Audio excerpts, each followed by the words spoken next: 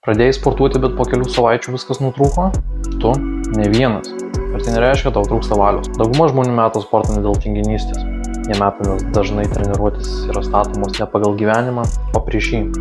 O kas jeigu sportas neturi būti dar vienas spaudimas? Klaida numeris 1. Pasirinkti per griežtą režimą. 5 treniruotės per savaitę, labai griežta dieta, tiesiog kai pavargsti meti viską. Klaida numeris 2.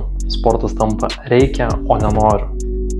Jeigu tai tik bausmė už valgymą, patikėk bičiuli, toli nenuvažiuosi. Klaida numeris 3. Neturi aiškaus plano, nežinai dėl ko tai darai. Be tikslo nėra krypties. Be krypties nėra motyvacijos. Jei esi metęs sportą, normalu. Dabar metas pabandyti kitaip. Parašyk man ir padėsiu tau susikurti tokį planą, kuris tiks ne savaitei, o gyvenimui. Tu neprivalai būti tobulas. Turi būti tiesiog pastovus. O pastovumas gimsta iš realybės, o ne iš spaudimo. Iki pasimatymo.